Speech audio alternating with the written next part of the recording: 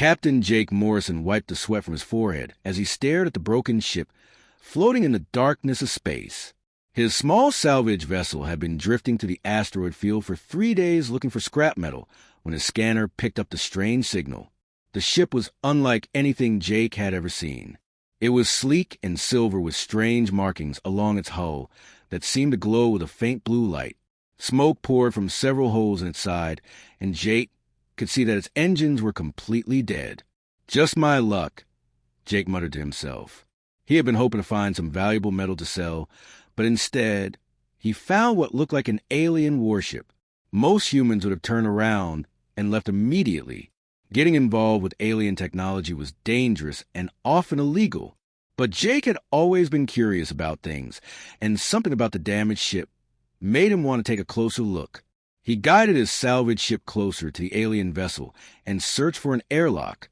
The ship's computer was flashing warning messages about unknown technology, but Jake ignored them.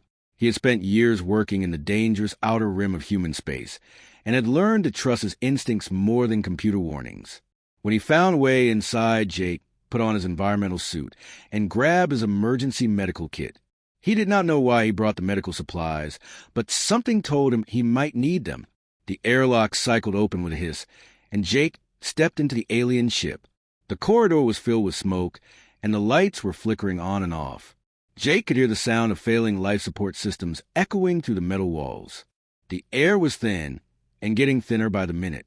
Whatever had happened here had happened recently. Jake followed the main corridor toward what he hoped was the bridge. Along the way, he passed several rooms filled with strange equipment and weapons. The technology was clearly more advanced than anything humans had, but it was all broken or offline. When he reached the command center, Jake found her. She was lying on the floor near what looked like the pilot's chair, with dark blue blood pooled around her body. She was humanoid, but clearly not human. Her skin was pale gold, and her hair was long and white. She wore elaborate clothing that looked like some kind of uniform or ceremonial dress. Jake knelt down beside her and checked for signs of life. She was breathing, but barely. Her pulse was weak and irregular. There were 3 deep wounds in her chest that looked like they had been made by some kind of energy weapon. Without medical attention, she would die in minutes. Jake opened his medical kit and started working. He had basic training from his time in the merchant fleet, but nothing that prepared him for alien anatomy. He used everything he had learned about stopping bleeding and keeping airways clear. The medical foam he sprayed on her wounds seemed to work even on her alien physiology. When her breathing became more stable, Jake realized that the ship's atmosphere was almost gone. His suit's sensors were screaming warnings about oxygen levels. The alien woman was not wearing any kind of breathing equipment and would suffocate long before her wounds could heal. Without thinking, Jake removed his helmet and placed a breathing mask over her face. The ship's air was toxic and thin, but Jake could hold his breath long enough to share his oxygen supply. He activated the emergency beacon on his suit and hoped that someone would find them before they both died. The woman's eyes opened slowly and looked up at Jake. They were large and silver and filled with confusion. She tried to speak, but Jake could not understand her language. He held up his hand in what he hoped was a universal gesture for peace and pointed to the breathing mask. She seemed to understand and kept the mask over her face.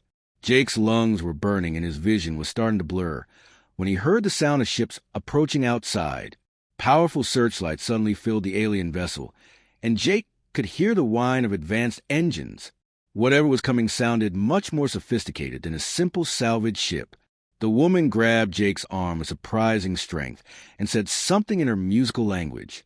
Even though he could not understand the words, Jake could hear the gratitude in her voice. She was trying to thank him for saving her life. Heavy footsteps echoed through the corridor, and Jake knew that whoever was coming would be here soon. He hoped they were friendly, but prepared himself for the worst. At least the alien woman would survive, and that was what mattered most to Jake right now. The soldiers who entered the ship were tall and moved with deadly grace. They wore armor that seemed to shift colors like liquid metal and carried weapons that hummed with energy. Jake had never seen technology so advanced, but he could tell these beings were used to violence. The leader of the group stopped when he saw Jake kneeling beside the injured woman. For a moment, nobody moved. Jake could feel the tension in the air as the armored figures pointed their weapons at him. The woman on the floor said something quickly in their language, and the soldiers immediately lowered their guns. Jake was taken aboard their ship, which was massive compared to his tiny salvage vessel. Everything inside was clean and white with surfaces that glowed softly. The technology was so far beyond human capabilities that Jake felt like a caveman visiting a modern city. The woman was rushed away to what Jake assumed was their medical bay. Before she disappeared, she looked back at him one more time and spoke a single word that sounded almost like "thank you" in his language. Then she was gone, and Jake was alone with the alien soldiers. They brought him to a large room where he was told to wait. Jake sat on a chair that molded itself to his body and tried to process what had happened. He had saved someone's life, and now he was apparently a prisoner on an alien warship. It was not how he had planned to spend his day. Hours passed before anyone came to speak with him. When the door finally opened, Jake was surprised to see the woman he had rescued. She looked much healthier now and was wearing fresh clothes that marked her as someone important. Her wounds had been completely healed by their advanced medical technology. She sat across from Jake and activated a small device that she placed on the table between them. When she spoke, her words were translated into perfect English. "I am Princess Lyra of the Valdarian Empire," she said. "You saved my life when you had no reason to help me. By our law, you now hold a debt that must be repaid." Jake shook his head and stood up. "I don't want any reward," he said. "I just did what anyone would do. You were hurt and needed help. That's all there is to it." Princess Lyra stared at him with those large silver eyes. "You do not understand," she said. "No Valdarian would have risked their life for a stranger. We are taught that such actions show weakness and poor judgment. Yet you gave me your oxygen when you could have died yourself. This is not normal behavior." Jake sat back down and tried to explain. "Where I come from, we help people who need help," he said. "It doesn't matter if they're strangers or even enemies. If someone is hurt and you can save them, then you do it. That's just basic human decency." The princess was quiet for a long time. Finally, she said, "You will come with us to our home world. The debt must be acknowledged publicly, and you must be rewarded according to our customs. I have no choice in this matter." Jake wanted to argue, but he could see that she was serious. He also realized that he was completely at their mercy. His small ship was probably already being studied by their scientists, and he had no way to escape even if he wanted to. What kind of reward are we talking about? Jake asked. Princess Lyra smiled for the first time since he had met her. "By saving the life of royalty, you have earned the right to be treated as nobility yourself," she said. "You will be given lands and titles and a place in our society. But I must warn you that not everyone will be happy about this. Many of my people believe that humans are inferior and do not deserve such honor." Jake felt a cold knot form in his stomach. He had heard stories about alien societies and their complicated politics. Getting mixed up in royal affairs was exactly the kind of trouble he had always tried to avoid. What if I refused the reward? Jake asked. The princess shook her head. "The debt exists whether you want it or not," she said. "To refuse would bring shame on both of us. You will come to our world, and you will be honored as our law demands. But I promise you this, I will do everything in my power to keep you safe." The Valdarian homeworld was beautiful in a cold and perfect way. Crystal spires reached into the purple sky, and floating platforms carried citizens between the gleaming towers. Everything looked designed rather than grown, and Jake felt like he was visiting a museum instead of a living city. Princess Lyra had given Jake quarters in the royal palace that were larger than his entire ship. The room had walls that could become transparent or solid with thought, and furniture that changed shape depending on what he needed. But despite all the luxury, Jake felt like a prisoner in a golden cage. The Valdarian nobles made it clear from the first day that they did not approve of Jake's presence. Lord Vex was the worst of them. He was tall even for a Valdarian with scars on his face that he wore like badges of honor. During Jake's first formal dinner, he had stood up and challenged Jake's right to sit at the royal table. "This human is nothing but a scavenger," Lord Vex had said. "He found our princess by accident and now claims the rewards of nobility. It is an insult to every true warrior in this room. Jake had wanted to leave right then, but Princess Lyra had spoken before he could stand up. Jake Morrison risked his life to save mine when he owed me nothing, she said. Can you say the same about your recent actions, Lord Vex? I seem to remember you being conveniently absent during the last 3 border conflicts. The other nobles had laughed at this, and Lord Vex's face had turned dark with anger. Jake realized that he was now part of a political game he did not understand, and that his presence was making enemies for the princess. Over the following weeks, Jake tried to learn Valdarian customs, but everything felt wrong to him. They had elaborate rules about who could speak to whom and when. Servants were treated like furniture, and anyone who showed kindness was seen as weak. The nobles spent their time plotting against each other instead of helping their people. Jake could not help but act like himself. When he saw a servant struggling with heavy packages, he helped carry them. When a young noble was being bullied by older ones, Jake stepped in to defend him. When the kitchen staff worked late to prepare a feast, Jake thanked them personally for their efforts. These actions horrified the other nobles, but seemed to puzzle Princess Lyra. She began asking Jake questions about human society and why he behaved so differently from her people. Jake tried to explain that humans believed in treating everyone with respect regardless of their position in society. But how do you maintain order? She asked one evening as they walked in her private garden. If everyone is equal, then how do you know who should lead and who should follow? Jake thought about this for a moment. We choose our leaders based on who we think will do the best job, he said. And if they don't do well, we choose someone else. Leadership is about serving others, not ruling them. Princess Lyra stopped walking and stared at him. You mean your leaders are accountable to the people they govern, she said. They can be removed if they fail. Jake nodded. Of course. Why would anyone want to be ruled by someone who doesn't care about their welfare? That night, Jake was awakened by sounds of fighting in the corridor outside his room. He grabbed the energy weapon that Princess Lyra had given him for protection and carefully opened his door.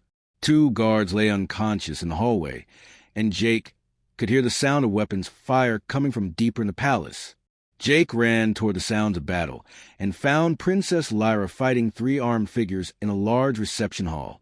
She was skilled with her weapon but was clearly outnumbered. Without thinking, Jake entered the fight and managed to disable one of the attackers from behind. When the fight was over, Princess Lyra was breathing hard but uninjured. The attackers were all dead or unconscious. They were assassins, she said. Someone is still trying to kill me, and now they know that you will fight to protect me. Jake looked at the bodies scattered around the beautiful room. Who wants you dead? He asked. Princess Lyra's expression was grim. That is what we need to find out, she said. But I fear the answer will put both of us in even greater danger. Jake spent the next few days investigating the assassination attempt while Princess Lyra handled the official business of the Empire. He talked to servants and guards who other nobles would never notice. These people were invisible to the Valdarian elite, but they saw everything that happened in the palace. What Jake discovered made his blood run cold. The conspiracy was much bigger than a simple attempt on the princess's life. Several noble houses were working together with alien agents from outside the empire. Their plan was to eliminate Princess Lyra and place a puppet ruler on the throne who would do whatever conspirators wanted. Jake brought his findings to Princess Lyra in her private study. Maps of the empire covered the walls and stacks of reports sat on her desk. She looked tired and worried as Jake explained what he had learned. The attack on your ship was just the beginning, Jake said. They failed to kill you there, so now they're planning something bigger. Lord Vex is involved, and so are at least 3 other major houses. They have allies from the Corlin Federation who want to see your empire weakened. Princess Lyra stared at the evidence Jake had gathered. This is treason on a scale I never imagined, she said. But who will believe us? Most of these conspirators are respected nobles with powerful friends. Without solid proof, the Royal Council will think we are paranoid. Jake had been thinking about this problem. We need to catch them in the act, he said. Make them reveal themselves publicly so there can be no doubt about their guilt. The opportunity came 3 days later during the Festival of Stars. It was the most important celebration in the Valdarian calendar, and nobles from across the empire gathered in the capital city. The main ceremony would take place in the Grand Assembly, where Princess Lyra would give a speech about the future of the Empire. Jake convinced the princess to let him handle security for the event, even though the royal guards thought he was not qualified. He used human tactics that the Valdarians did not understand. Instead of focusing on obvious threats, Jake watched for subtle signs of coordination among the guests. During the ceremony, Jake noticed that several nobles were positioning themselves at key points around the assembly hall. Lord Vex and his allies were creating a pattern that would allow them to control all the exits once their plan began. Jake activated the small communication device Princess Lyra had given him and whispered a warning. The attack came just as Princess Lyra reached the most important part of her speech. Energy weapons appeared from hidden places, and the conspirators moved to surround her. But Jake had prepared for this moment. He had quietly positioned loyal guards throughout the hall and had weapons of his own ready. The battle was short but intense. Jake used tactics he had learned from human military history that the Valdarians had never seen before. Instead of meeting force with force, he used misdirection and surprise. He turned the conspirators' own plan against them by cutting off their escape routes and forcing them to fight in the open where everyone could see their treachery. Lord Vex fought with the skill of a trained warrior, but Jake had advantages that the Valdarian noble could not understand.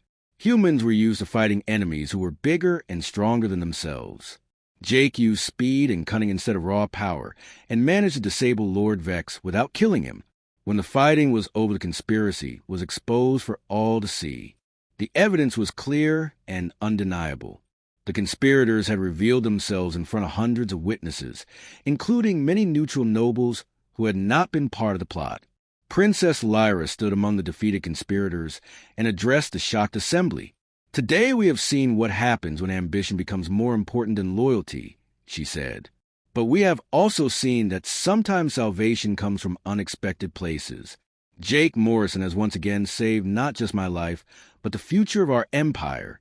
The crowd was silent as a process would have happened. A human had outfought and outthought the best warriors and strategists that Valdarian society had produced. Everything they believed about their own superiority was being challenged by the evidence before their eyes. Jake helped Princess Lyra down from the platform where she had been speaking. "It's over," he said quietly. "The conspiracy is broken and you're safe." But Princess Lyra shook her head. "No, Jake," she said. "This is not the end. This is the beginning of something much bigger than either of us imagined." The weeks following the failed conspiracy brought changes to the Valdarian Empire that no one had expected. Princess Lyra called for a special session of the Royal Council to discuss what had happened and what it meant for their society. Jake found himself at the center of debates about honor, leadership, and the future of their civilization. Many of the older nobles still refused to accept that a human had outsmarted their best warriors and politicians. They argued that Jake had simply been lucky and that Valdarian methods were still superior. But the younger nobles and common citizens had seen what happened with their own eyes, and they were asking difficult questions about their traditions.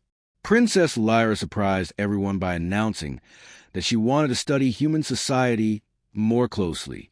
She sent scholars to Earth and invited human diplomats to visit the Valdarian homeworld.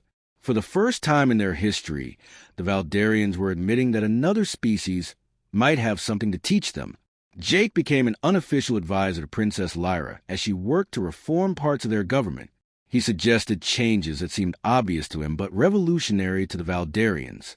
Simple ideas like treating servants with respect and allowing common citizens to voice their concerns to their leaders caused heated arguments in the Royal Council.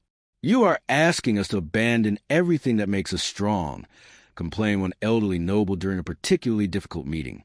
"If we start treating inferiors as equals, then how will we maintain discipline and order?" Jake stood up to respond, and the room fell silent. Over the past few months, he had earned a reputation for speaking plainly about uncomfortable truths. "Strength doesn't come from keeping people down," he said. "It comes from lifting them up. A leader who rules through fear will always be weaker than one who leads through respect." Princess Lyra nodded at Jake's words. "We have seen the results of both approaches," she said. "Our traditional methods created conspiracy that nearly destroyed us. Jake's methods exposed and defeated it. Perhaps it is time to consider which approach actually makes us stronger." The changes came slowly, but they came. Servants were given better treatment and the right to report abuse without fear of punishment. Common citizens were allowed to petition their local nobles directly instead of going through layers of bureaucracy. Young nobles were encouraged to spend time working alongside ordinary people to understand their needs and concerns. Not everyone was happy with these reforms. Several noble houses openly opposed Princess Lyra, and some even left the empire rather than accept the new ways. But for every noble who complained, 10 common citizens expressed their gratitude for the improvements in their lives. Jake found himself in an unexpected position. Princess Lyra had offered him permanent citizenship and a place in her government, but she had also offered him something much more personal. During a quiet evening in her garden, she had told him that she wanted him to stay not just as an advisor, but as her partner in life. "You have changed me, Jake Morrison," she had said. "Before I met you, I believed that showing kindness was weakness. Now I understand that it takes more strength to help someone than to hurt them. I want to spend my life learning from you and building something better together."